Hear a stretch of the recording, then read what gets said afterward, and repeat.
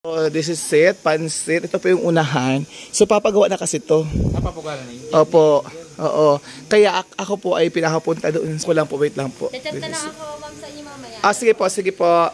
Thank you. Sige po, thank po. Oo.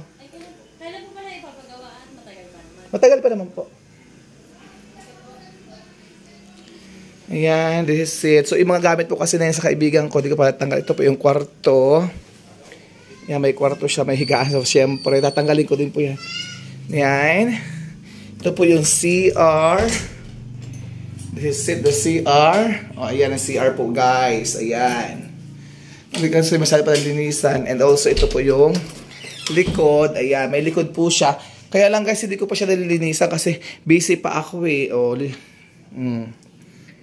ayan po, may lababo. Ayan, may likod yan. Okay na po. Ayan.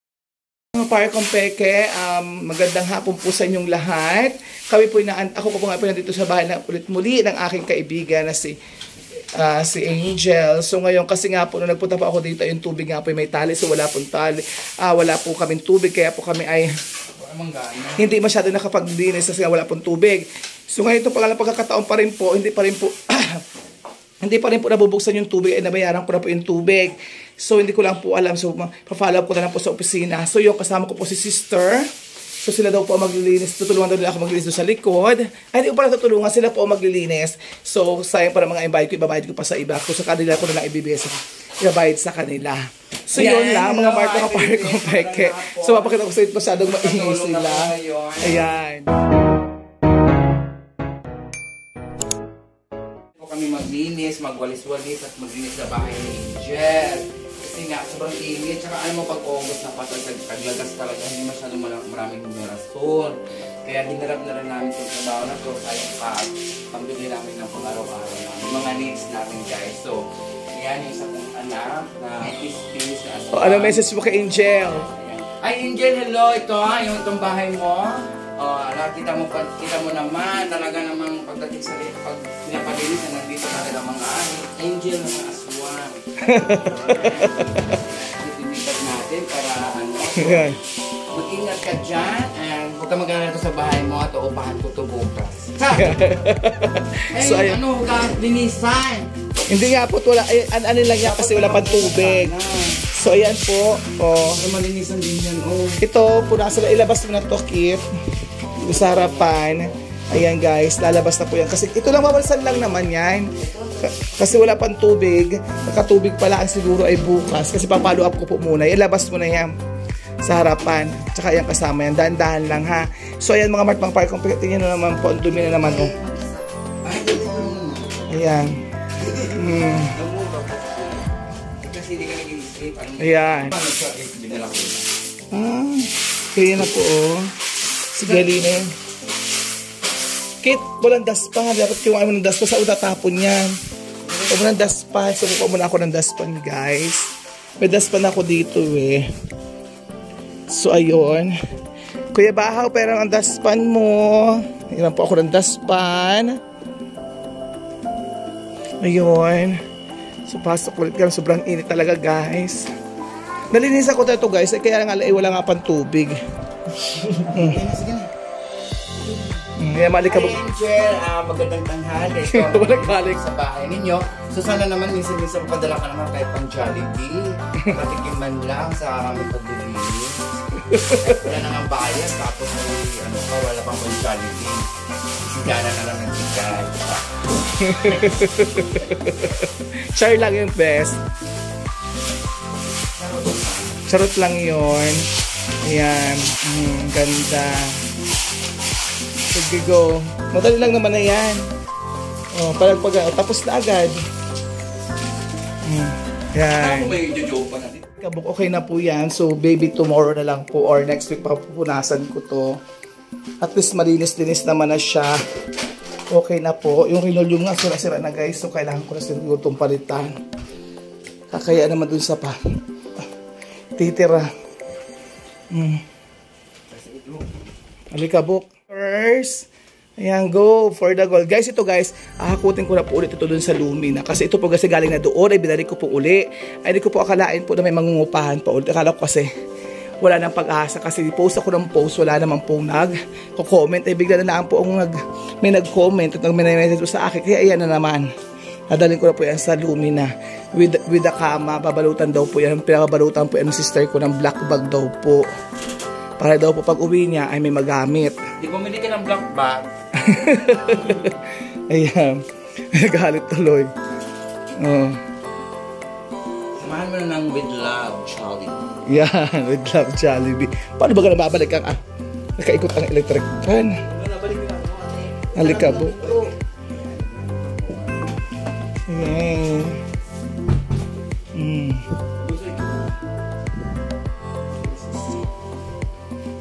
Kailangan ay walasan lang hanggang loob.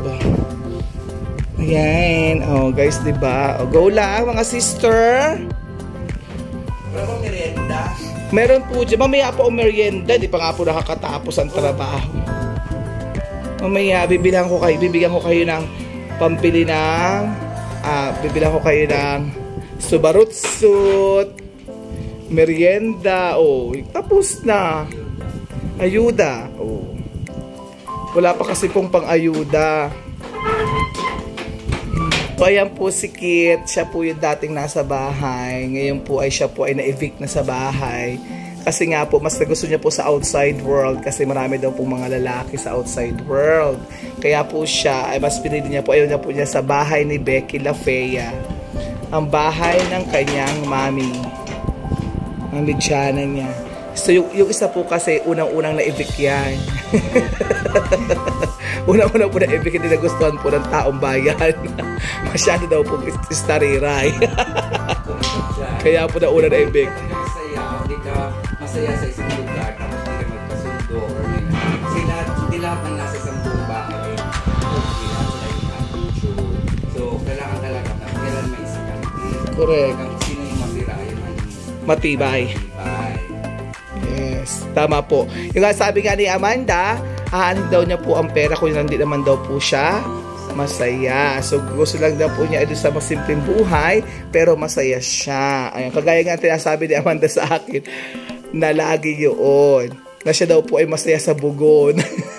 Correct. Correct. Sa bugon kahit ano. Yes, kasi nga maraming pagkain. At ang mga tao doon ay hindi sa maraming pagkain, kumbaga ay ang tao doon talagang, although hindi man natin sila kamag-anak, hindi natin sila kilala, pero kung marunong ka makisama, sila po ay magaling pong makisama. Tuturing ka nilang Tao. hindi lang tao. Tayo. Pamilya. Ay, pabalik-lipat. Mga parkong peke, uwi na po kami. Tapos na po kami maglinis ng bahay ng aking kaibigan. So ngayon, kami po ay napadaan dito kay Ate Vivian upang magmerienda po kami. Napakaganda po ng pamerienda ko sa kanila. Naglaga pa ako ng saging, nag-effort pa ako para sa kanila. Kaysa naman ang merienda nila chicheria. Diba? Masustansya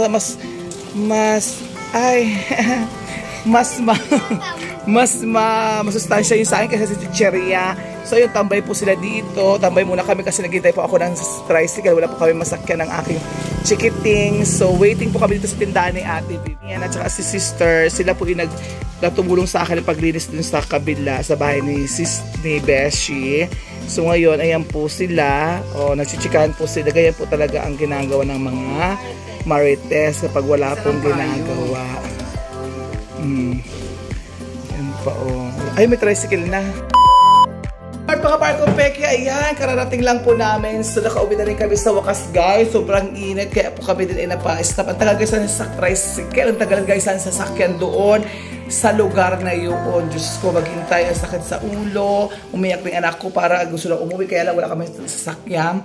Kasi nga po, ang tagal ng tricycle. So, yun lang, mga parkong peke. Natapos din kami, maglinis ng bahay ng kaibigan ko. Ang problema ko na lang, guys, ay yung tubig. Yung tubig po, guys, ay may tali pa rin po hanggang ngayon. So baka daw po abutin pa ng September ata po yun. Kasi nga po is, yun daw po, pag daw may ganoon pala, next na daw po yung bill. So ngayon, nangingi po ako ng reference doon. Hindi po guys na ano po. Diyos ko, basta sakit ng ulo ko guys. Hindi ko na alam kung anong gagawin. Tumatawag na guys nga ako doon sa Prime Water. Hindi pa rin po guys sumasagot kahit po nagre-ring. And then nag-message na rin po ako. Wala pa rin po sila. Hindi pa rin po sila tumutugon. Ano pang gagawin natin ito? Kung hindi maghintay na naman po tayo nang sa wala. So yun lang mga parkong peke. Ako ay Napagod na ako maglilinis dito sa bahay kasi di pa ako gusto naglinis sa lumang pamamahay ko. Pamamahay na aming kanina kasi nga po dahil ko rin guys ginawa. Mga bagot-bot, tinanggal ko na.